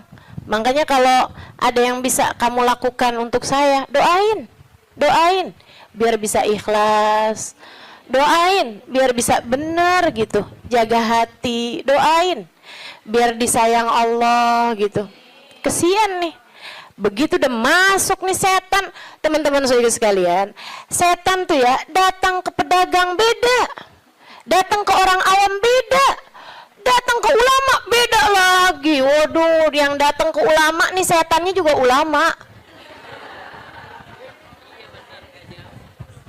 Setannya juga kelas profesional, gitu kan? Jadi nggak ecek-ecek gitu loh. Setannya juga setan-setan berkelas, teman-teman saya sekalian. Nah itu kan yang belum tentu selamat gitu, belum tentu selamat. Masya Allah. Ada tuh zamannya Imam siapa ya? Ada Imam Ghazali cerita dalam Ihya-nya. Kita suka ketawa-ketawa tuh dengerin cerita Imam, maksudnya kalau baca ceritanya Imam Ghazali yang begitu-begituan. Kata Imam Ghazali dalam Ihya-nya tuh, ada orang atau di Minhaj ya, wallahu a'lam, pokoknya salah satu kitab Imam Ghazali lah. Imam Ghazali cerita, ada orang dia itu ulama, teman-teman. Cuman ulamanya itu masih suka yang ya gitulah, masih ada kesenangan dunianya. Senang sama popularitas, senang sama dimuliain orang, senang sama ini sama itu. Ada satu ulama khomul, ulama yang lain nih, ulama yang nggak seneng namanya terkenal, nggak seneng, dia nggak seneng sama urusan begituan, urusannya antara dia sama Allah, tapi ilmunya luar biasa. Ulama yang kedua nih, ini ulama yang pertama nih, saya nggak inget namanya gitu ya, dua-duanya nih saya nggak inget namanya. Nah ulama yang pertama nih, dia lagi khutbah Jumat, teman-teman saya sekalian, dia ngomong sesuatu yang dinisbatkan kepada ulama yang kedua yang nggak senang keterkenalan apa ini, teman-teman. Dia ngomong bahwa saya pernah dengar kayak, kan ada orang-orang itu ya Allah, mudah-mudahan Allah bersihkan hati kita semuanya nih ya. Ada orang-orang yang kalau cerita sama orang lain, bahkan di mic sekalipun, senang menunjukkan kedekatannya sama ulama yang lain atau sama orang-orang yang berilmu, guru-guru apa segala macam gitu kan ya. Yang tujuannya adalah biar orang tahu nih, gua deket sama si ini, gua deket sama si itu. Paham maksud saya? Mudah-mudahan Allah selamatkan hati saya, mudah-mudahan Allah selamatkan hati kita semua. Jadi sekalian, dia bilang tentang ulama B nih. Dia bilang, saya pernah dengar syekh ini mengatakan gitu kan. Syekh itunya hadir di majelis tersebut. Ya. Dan yang diomongin sama Syekh A ini tentang Syekh B itu nggak pernah diomongin sama Syekh B-nya. Paham? Jadi ulama A ini bohong tentang ulama B. Bohongnya di khutbah Jumat cuman untuk menunjukkan betapa dekatnya dia sama ulama B tersebut itu. Dia ngomong kayak begitu, sehingga sekalian, tahu apa yang dikerjain sama ulama B? Ulama B ini yang, kenapa nih anak? Beliau berdiri nyabut bulu ketiak di tengah orang banyak. Beliau berdiri nih. Beliau berdiri kemudian nyabut bulu ketiak. Heh, Syekh, kurang ajar kamu. Ini waktunya khutbah. Saya nggak pasti itu khutbah Jumat atau khutbah yang lain nih ya. Ala kulli hal. Syekh, ngapain kamu di waktunya khutbah? Kamu malah cabut bulu ketiak. Duduk Syekh, nggak punya adab. Kata Syekh B ini, kamu yang nggak punya adab nak. Kamu yang nggak punya adab pak. Kenapa kamu mengingatkan saya untuk sesuatu hal yang sunnah? Nyabut bulu ketiak, kalau salah mah hari Jumat ya. Nyabut bulu ketiak hari Jumat hukumnya sunnah. Ala sunnah. Walimada astahi, dia bilang. Kenapa saya mesti malu? Kamu gak punya malu apa depan orang-orang kamu nyabut bulu ketiak? Bulu ketiak itu kan buat laki-laki sama laki-laki nggak aurat. Sesama perempuan aja nggak aurat. Bulu ketiak ya, maaf ya. Teman-teman sekalian, beliau bilang walimada astahi. Kenapa saya mesti malu? Ana ala haq wa anta alal batil. Saya mengerjakan barang hak, kamu mengerjakan barang batil. Dia bilang saya mengerjakan barang hak, nyabut bulu ketiak sunnah hari Jumat. Dia bilang kamu ala batil. Karena kamu menceritakan tentang saya sesuatu yang tidak pernah saya katakan. Saya Syekh Fulan, sebutin nama dia namanya. Ya Allah, merah padam mukanya. Seram teman-teman, seram. Ya gitulah. Kadang-kadang tuh sampai tipis banget keinginan dakwah atau keinginan pamer. Tipis. Setannya tuh ngebisikin sampai kayak suara semut. Katanya Nabi Muhammad alaihi salatu wassalam, "Ar-riya yadhubbu ala ummati kadhabibin naml." Riya itu bersuara di hati umat saya kayak suaranya semut. Nyaris enggak kedengeran. Enggak kedengeran suaranya. Antara kamu seneng agama Allah jadi tinggi atau kamu seneng nama kamu jadi tinggi. Tipis, segaris, bahkan lebih tipis daripada kulit bawang teman-teman. Oke, mesti terus minta perlindungan sama Allah. Ya Allah, ya Allah, ya Allah, ya Allah. Bimbing terus ya Allah, ya Allah, ya Allah. Gitu. Mudah-mudahan Allah karuniakan keikhlasan bagi kita sekalian insyaallah. Sebab yang namanya pencapaian akhirat teman-teman. Dan pencapaian akhirat kita nggak pernah tahu. Pencapaian akhirat tuh kita nggak pernah tahu. Taunya kapan? Ntar di akhirat. Namanya juga pencapaian akhirat. Taunya entar di akhirat. Saat kamu berhasil menghadap Nabi Muhammad. Saat namamu menjadi seseorang yang dikenal oleh Nabi Muhammad. Kalau mau bangga tar di sana. Kalau mau bangga ntar di sana. Saat kamu bisa melewati jembatan Sirat secepat kilat. Saat kamu bisa selamat masuk surga Allah Subhanahu wa taala. Saat kamu bisa digiring di belakang bagindamu Nabi besar Muhammad. Mau membusungkan dada saat itulah silahkan. Mau ngerasa diri sesiapa saat itulah silahkan. Mau menganggap diri berhasil mencapai kemuliaan saat itulah silahkan. Mau menganggap diri mencapai pencapaian dalam dakwah saat itulah silahkan. silahkan. Mau menganggap diri soleha, saat itulah silahkan. Jika sampai namamu dipanggil oleh Nabi Muhammad, jika sampai kamu diperkenankan bersalaman dengan Nabi Muhammad, jika sampai Nabi Muhammad berkata raditu biki, aku ridho kepadamu, saat itulah silakan melayang-layang teman-teman. Sebelum itu terjadi, kamu masih antara-antara, kamu masih ada di tepi jurang. Selagi itu belum terjadi, kamu masih ada di persimpangan jalan antara dinaikkan kepada Allah atau dihancurkan oleh Allah Ta'ala.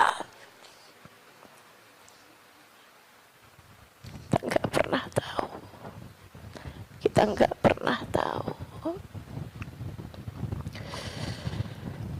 Makanya selalu minta sama Allah, ya Allah, karuniakan keikhlasan agar ngerti melakukan sesuatu hanya untukmu, ya Allah.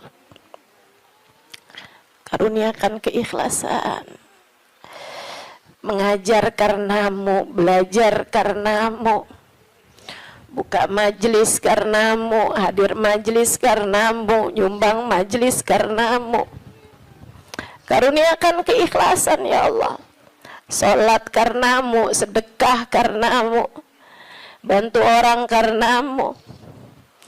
Begitu enggak lillah, dilepeh sama Allah, teman-teman, jadi apa? Enggak jadi apa-apa. Mau ribuan jamaah, mau kayak gimana yang terjadi juga, kalau dilepeh sama Allah jadi apa? Ditolak sama Allah, mau apa kamu? Mudah-mudahan Allah karuniakan keikhlasan.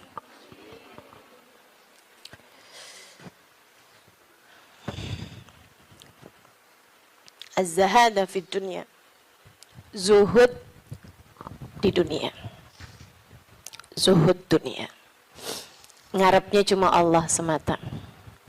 Izhad fid dunya, yuhibbukallah. Kalau Allah lihat hatimu nggak punya ketertarikan sama dunia, Allah cinta padamu. Gitu kata Nabi Muhammad. Hah? Hati kamu masih ngarep dunia nggak nih? Hati kamu masih ngarep harta, pandangan orang, jabatan, kemuliaan di mata manusia? Kamu masih fokus ke sana apa enggak gitu? Hati kamu masih fokus ke sana, jangan salahkan siapa-siapa. Kalau Allah pun juga belum fokus mengaruniakan rahmatnya kepadamu. Sebab aturannya jelas, kata Nabi Muhammad, izhad fid dunya yuhibbukallah. Bagaimana mungkin Allah akan menempati hatimu jika hatimu masih penuh sesak dengan selainnya? Teman-teman, kamu kalau mau taruhin di kamarmu itu lemari baru, tempat tidur baru, kamu mesti keluarin yang lama. Kalau kamarmu itu masih banyak banget barang-barang lain, yang nggak mungkin yang baru bisa masuk ke dalam kamarmu. Kan begitu? Hati kamu juga gitu. Hati kamu juga gitu. Saudara sekalian yang saya muliakan, bagaimana mungkin Allah akan berkenan bertahta di hatimu jika hatimu selama ini masih penuh sesak dengan selainnya? Penuh sesak dengan selainnya, penuh sesak dengan anggapan orang, penuh sesak dengan cinta manusia. Yang kamu pikirin gimana biar suami tetap cinta padamu. Duh, kamu luar biasa. Siapa yang lagi di WhatsAppin sama suami, siapa yang lagi diteleponin sama suami, sekarang suami lagi di mana, sama siapakah, jangan-jangan dia sedang berada dalam pelukan perempuan yang lain. Waduh, Bagaimana kamu berharap Allah bertahta dalam hatimu jika hatimu penuh sesak dengan selainnya? Teman-teman, keluarkan nya yang kecil-kecil agar nya yang besar berkenan bertahta di hatimu. Keluarin yang lain-lain. Keluarin perkara harta, perkara cinta manusia, pujian orang, semuanya keluarin.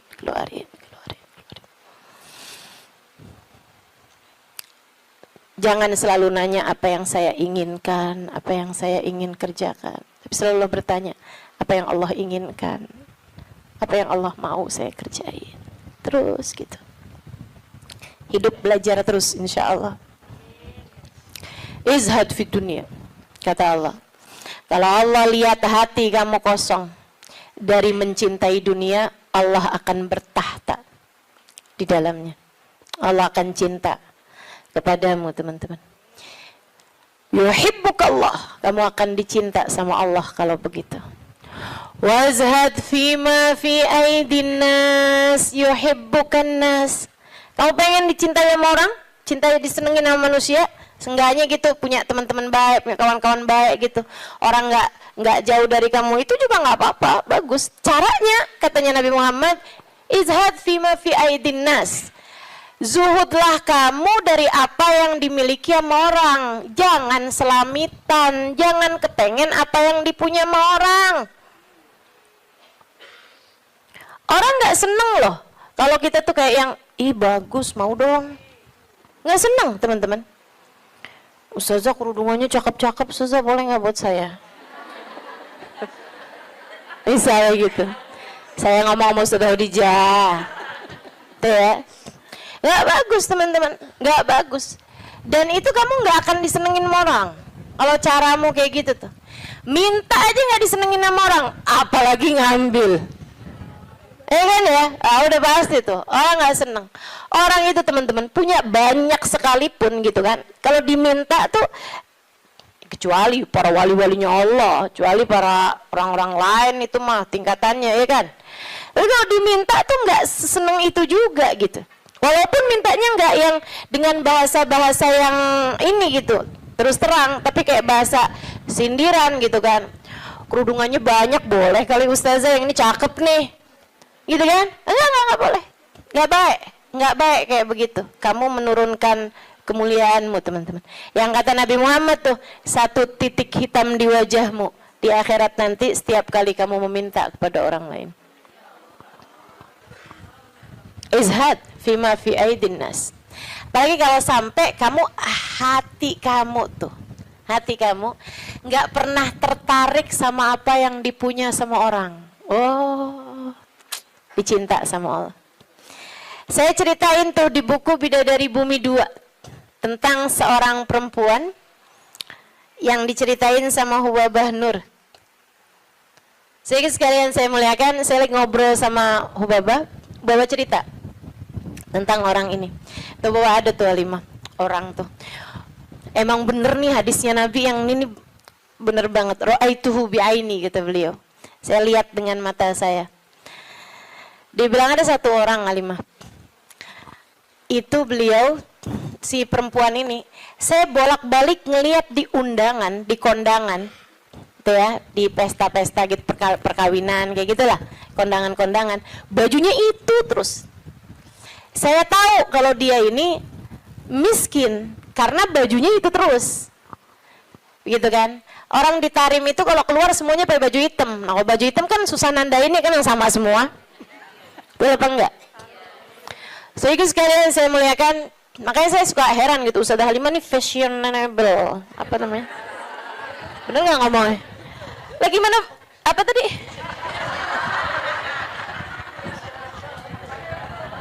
Gimana ngomongnya? Itu dah, pokoknya itu dah. Lah orang saya tiap hari pakai hitam. Begitu ya. Sehingga sekalian, nah ini kan kalau keluar mah agak susah ditandain karena kan semuanya hitam gitu. Tapi kan kalau pas kondangan tuh, orang sana itu kalau kondangan dalam ruangan semuanya perempuan, mereka dandan. Mereka pakai baju gitu kan. Pakai baju yang berwarna-warni, ya. pakai baju warna-warni. Nggak ada yang pakai baju hitam tuh, nggak ada yang pakai baju hitam. Saya waktu enggak, dulunya nggak tahu gitu kan, saya pakai baju hitam aja gitu masuk. Buka, waduh gimana nih mau buka ya? Habisannya terus udah ngerti gitu lama-lama. Jadi teman-teman, kata Hubabah, orang ini kalau kondangan baju itu mulu. Akhirnya saya punya niat, kalau nanti saya keluarin baju, saya panggil tuh orang. Saya cari tahu dan dia nih rumahnya ini apa, keluarganya siapa gitu. Saya paham, saya tahu tempatnya, karena Tarim tuh kecil, kota kecil. Jadi semua orang memang saling kenal sama lain. Akhirnya dia bilang, kata Hubabah, waktu saya datang baju-baju yang baru-baru, ada orang ngasih ini apa segala macam, yang lama-lama saya keluarin. Hubabah tuh begitu teman-teman, ngajarin kepada kita jangan sampai yang aduh penuh banget, kamu masuknya iya keluarnya kagak gitu kan. Ada yang masuk, ada yang keluar. Akhirnya mau Hubabah baju-baju yang lama-lama tuh dikeluarin, bagus-bagus tentu aja ya, dan semua orang juga seneng dapat bajunya Hubabah gitu kan. Jangan terus minta, jadi kepikir nih, berangkat ke Tarim meminta baju mau Hubabah. Tentu berkah kan ya, tentu berkah, tapi ya sekali lagi jangan minta. Subhanallah teman-teman, kalau nggak minta tuh, kalau mintanya mau ntar kasih. Jadi kepikir ya, mau minta sama Allah, nggak usah yang gitu-gitu juga. Mau minta sama Allah tuh pahala aja, udah pasti enak. Teman-teman sih sekalian, akhirnya Hubabah itu ngeluarin baju-baju beliau, ada setumpuk lah gitu. Beliau panggil tuh orang perempuan itu, panggil sama Hubabah. Dia seneng banget, dan memang miskin banget teman-teman. Bajunya cuma itu aja, buat kondangan itu, buat keluar itu, buat sholat itu gitu. Dia cuma segitu itu bajunya gitu. Baju sholat kayak mau kena gitu, tuh ya. 2, kalau 1 dicuci kan ada gantinya gitu. Terus baju keluar dia gitu, baju hitam 1, terus baju hari-harinya dia kayak daster gitu buat di rumah, 2 potong 2 biji gitu, tuh 1-nya lagi baju buat kondangan. Udah gitu aja, simple hidupnya. Jadi sekalian dipanggil tuh perempuan sama Hubabah. Kata Hubabah, saya habis ngeluarin baju-baju nih, silahkan kamu pilih yang mana yang kamu mau, sisanya tolong bagiin, kamu yang bagiin gitu, sama siapa yang kamu mau deh gitu. Di depan Hubabah nih, majelis nih, dia bilang, oh gitu Hubabah, Masya Allah Hubabah, Masya Allah, mudah-mudahan Allah berkahi Hubabah, mudah-mudahan doain panjang lebar gitu. Saya pikir orang alhamdulillah ya, saya memberi kepada orang yang tepat nih gitu. Orangnya seseneng itu gitu dikasih baju. Makasih Hubabah, makasih. Mudah-mudahan Allah tambahin Hubabah, mudah-mudahan doa apanya. Habis itu dia sama satu, wah ini cocok nih buat ponakan saya nih. Kata, wah ini cocok nih buat teman saya sih itu. Satu lagi, wah cocok nih buat adik saya nih, ini cocok nih buat tangga saya, ini cocok. Sampai habis semuanya, nggak ada satu pun yang buat dia. Kata Hubabah, begitu semuanya buat orang lain tanpa ada satu pun yang buat orang tersebut, ya Allah, 5 saat itulah saya jatuh cinta padanya. Bener banget yang Nabi Muhammad bilang, izhad fima fi aidin nas yuhibbukan nas. Ketika kamu tidak tertarik sama apa yang dipunya sama manusia lain, sama orang lain, justru manusia akan cinta padamu. Manusia ini memang unik. Allah tuh seneng kalau ada orang seneng sama apa yang dimiliki sama Allah, Allah seneng. Allah tuh diminta seneng. Allah itu kalau ada orang tertarik sama apa yang ada pada Allah, surga, gitu kan? Itu kan yang Allah janji-janjikan kan? Allah tuh kalau melihat orang tertarik ke surga, tertarik sama hisab yang mudah, tertarik ke perjumpaan dengan Allah, tertarik, Allah malah seneng teman-teman. Manusia nih justru kebalik. Manusia tuh kalau ada orang tertarik sama apa yang dia punya, malah nggak demen Terutama perempuan, kalau ada orang tertarik sama suaminya, dia nggak demen banget tuh.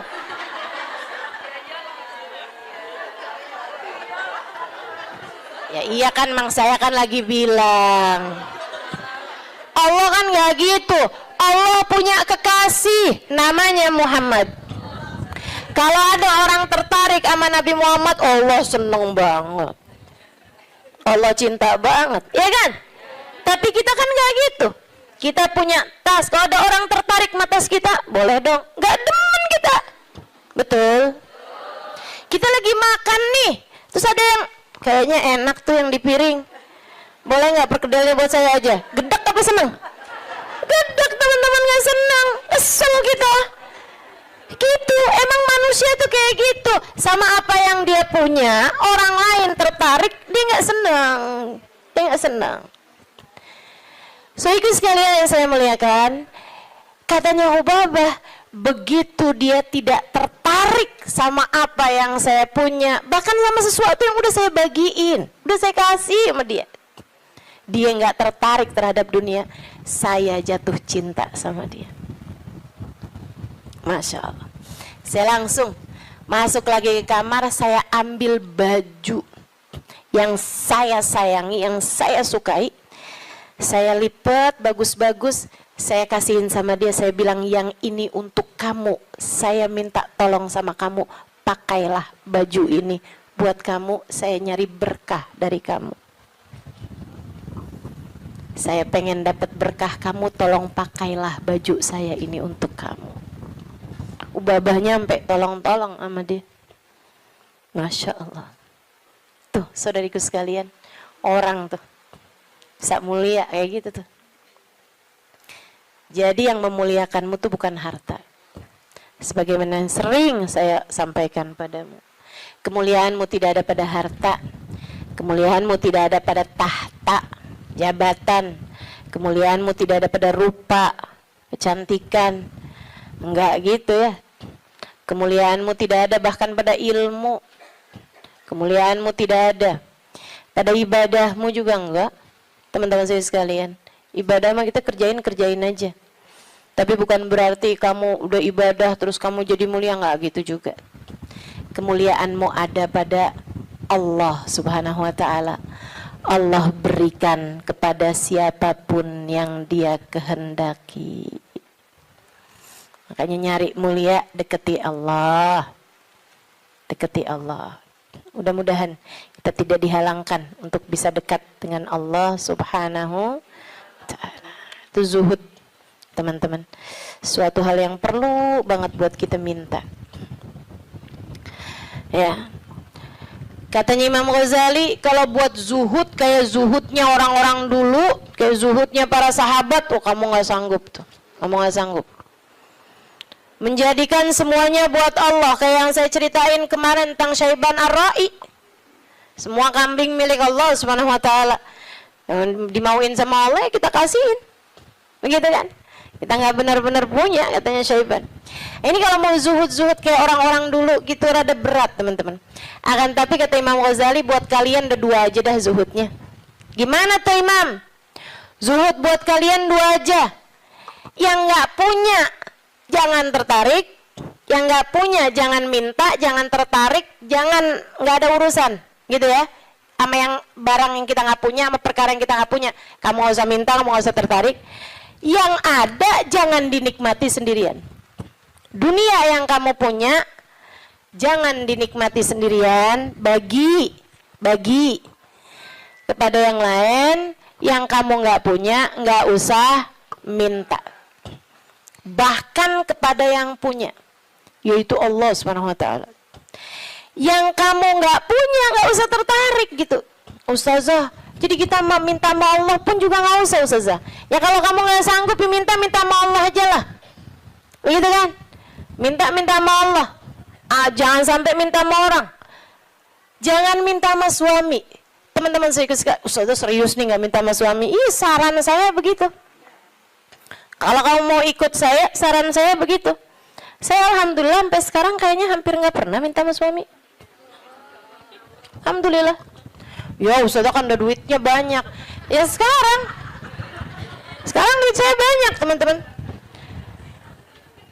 Sekarang duit saya banyak. Ini saya ceritain ya, sekedar tahaddusan bin ni'mah. Sekedar tahaddusan bin ni'mah. Saya itu pulang dari Tarim, teman-teman, nggak kenal duit. Saya itu kenal dari Tarim, itu bolak-balik, pergi-pergi kemana-mana kagak bawa duit. Masya Allah. Sampai suami sih ketawain saya dulu. Pernah gitu satu waktu, saya pergi majelis. Teman-teman pasti nggak tahu tuh, zaman saya belum terkenal.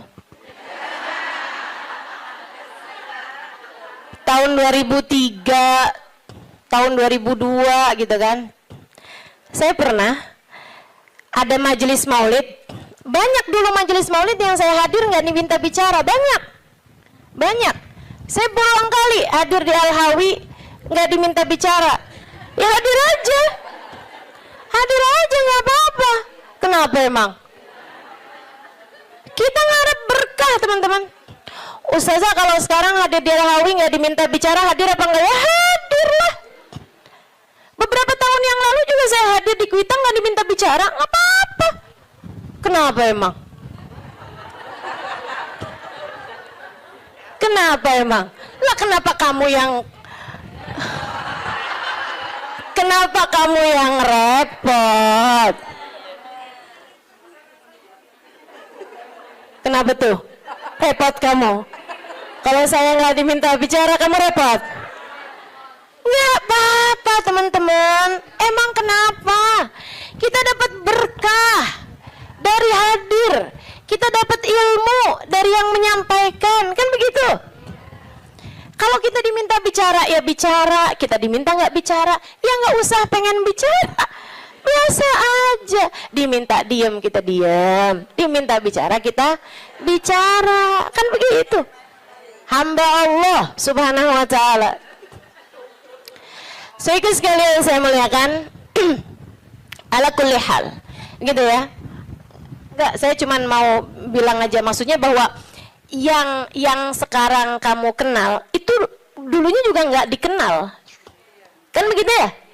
Sekarang Habib Umar bin Hafid misalnya gitu. Siapa orang nggak kenal sama Habib Umar bin Hafid? Ya kan? Apakah pernah ada masanya Habib Umar nggak dikenal? Banyak, panjang masanya Habib Umar juga nggak dikenal. Gitu. Jadi biasa-biasa aja. Yang masalah itu adalah rasa hati kita. Ini memang nih kelas-kelasnya ulama yang nggak kenal istilah star syndrome. Mudah-mudahan Allah karuniakan, teman-teman. Untuk orang-orang semacam saya ini mudah-mudahan Allah karuniakan. Jangan sampai tuh kena penyakit yang namanya star syndrome ya. Kayak, tahu kan maksud saya? Ini sekali lagi tahadutsan bin ni'mah ya. Meskipun tuh waktu saya sebut star syndrome tuh ada juga tuh nenek-nenek di sini nggak ngerti. Tapi dia mau nanya bingung kan? Nggak usah dipikirin Melulun, nggak usah. Iya. Sehingga sekalian, jadi tuh karena saya belum tahu tempat-tempat di Jakarta, itu dulu awal kali saya datang ke sini dari pulang dari Hadramaut itu ada banyak majelis yang diantrinya sama suami saya. Suami saya nganterin tuh. Begitu ya. Jadi kalau ada orang, Ustazah ini kemana-mana nggak pernah dianterin sama suami, saya akan jawab, udah pernah.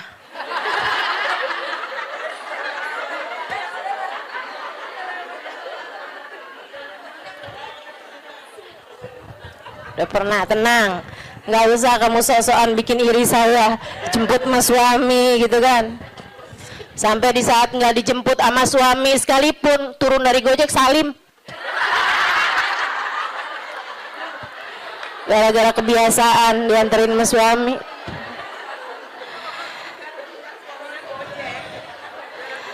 Akhirnya, pernah tuh ada waktunya, saya itu dianterin sama suami, habisnya itu pas pulang-pulang, saya telepon sama dia gitu. Saya bilang, jemput saya bisa nggak? Dia bilang, waduh, saya susah nih Halimah, saya jauh dari situ. Kamu tadi nggak bilang kalau disuruh jemput juga, saya pikir nganterin aja. Lah saya pulang sama siapa nih? Dia bilang, ya udah ajak siapa kek buat pulang ke rumah kamu. Naik apa? Panggil taksi aja kalau gitu. Duitnya dari mana? Dia bilang, kamu nggak punya duit? Nggak punya. Astagfirullah. Dia bilang, saya kawin sama siapa ini? Nggak ngerti duit.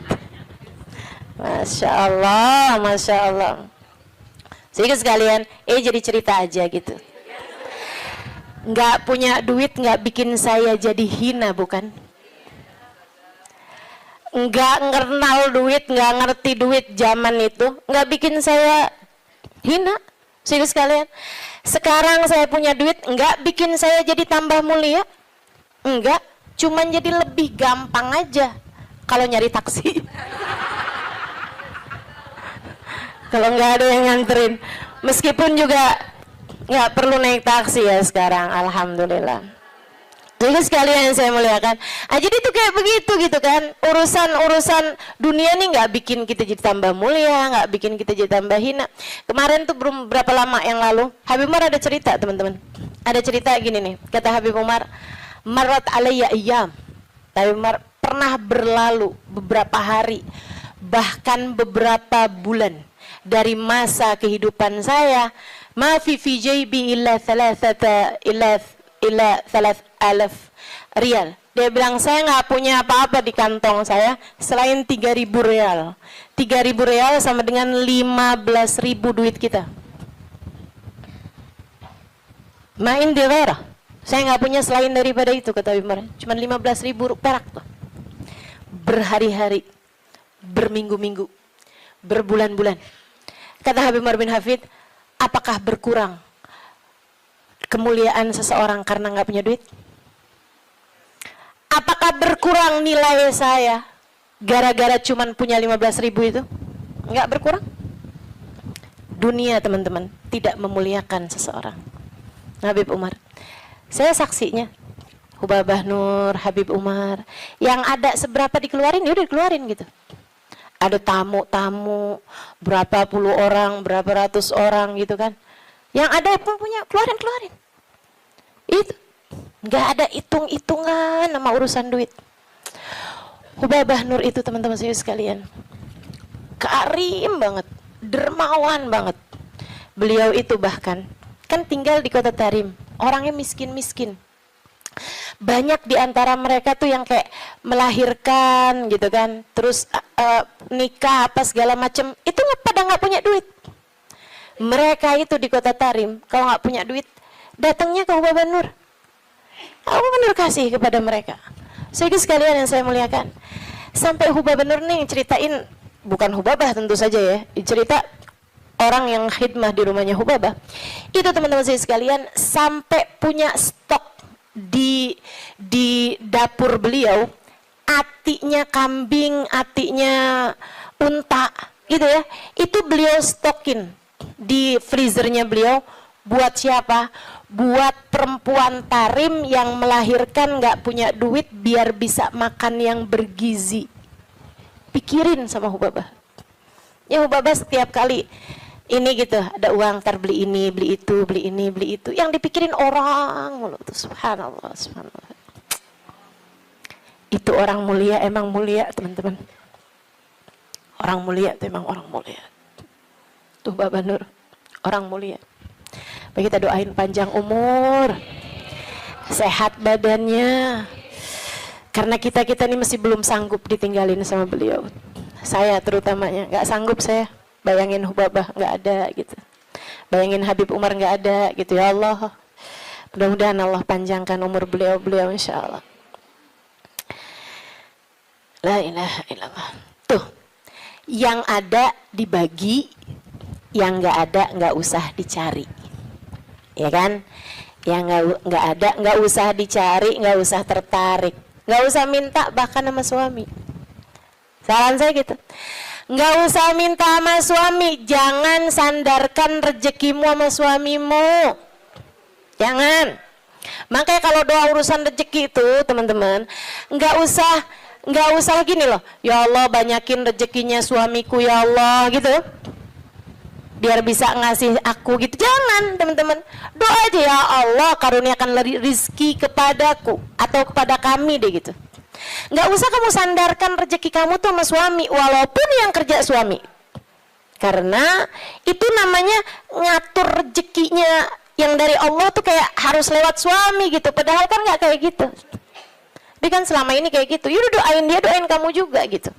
Ya Allah karuniakan kepada kami rizki yang halalan, thayyiban, mubarakan, mencukupi kami, begitu kan, untuk kehidupan kami. Begitu kalau mau minta urusan rezeki sama Allah. Meskipun para ulama-ulama yang zuhud-zuhud minta sama Allah aja enggak teman-teman. Minta nih urusan dunia sama Allah aja enggak.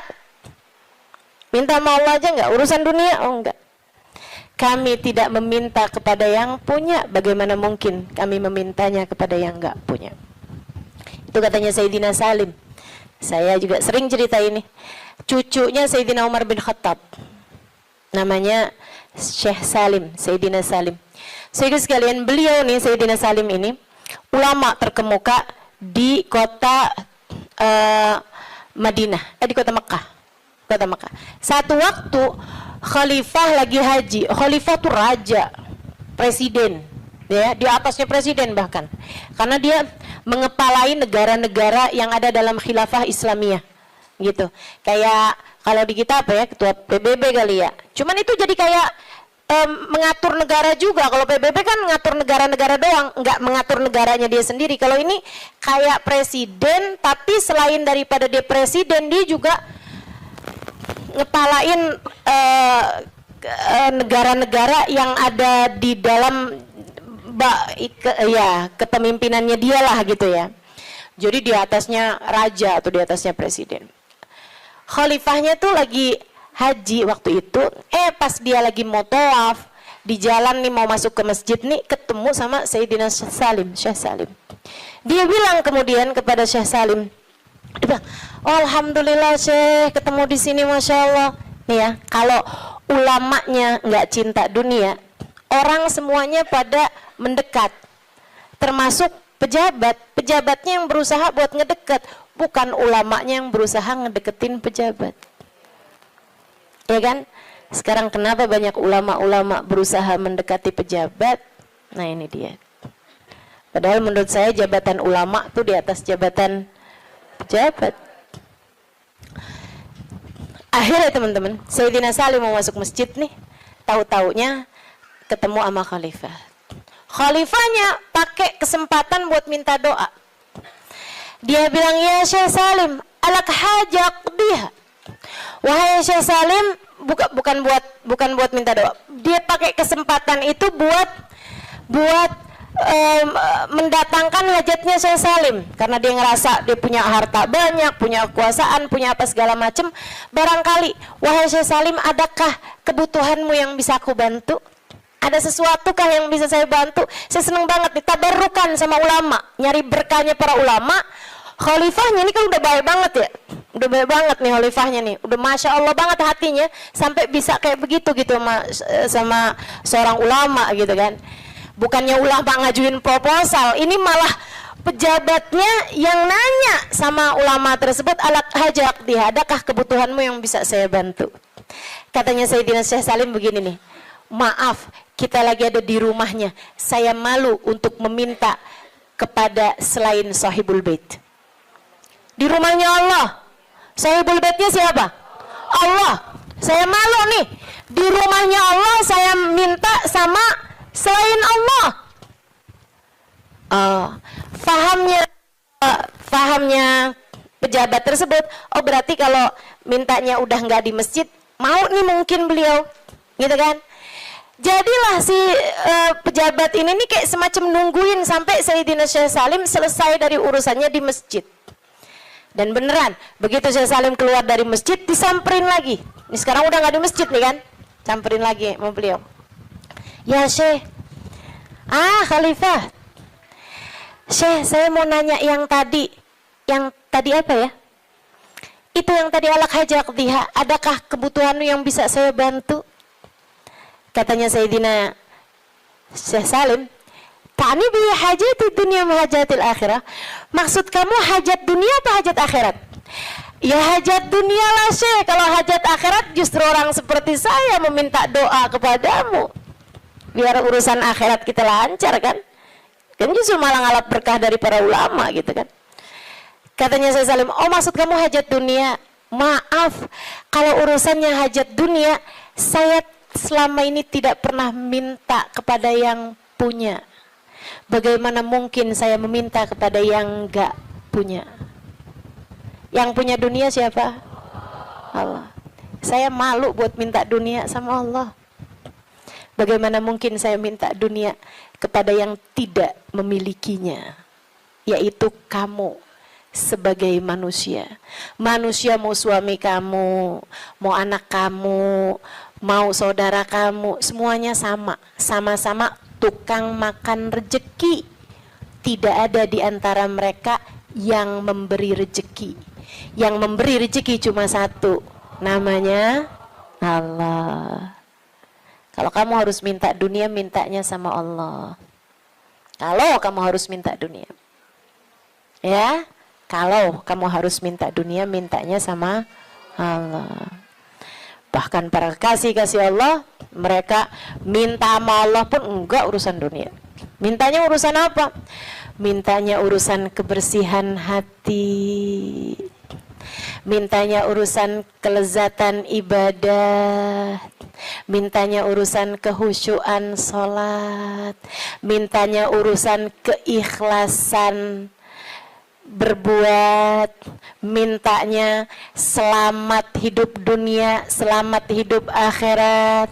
Mintanya husnul khotimah. Mintanya tetap iman Islam. Mintanya rahmat. Mintanya syafaat. Dan lebih daripada itu semua, mereka minta cinta. Mereka minta cinta. Cinta kepada Allah. Cinta kepada Rasulullah.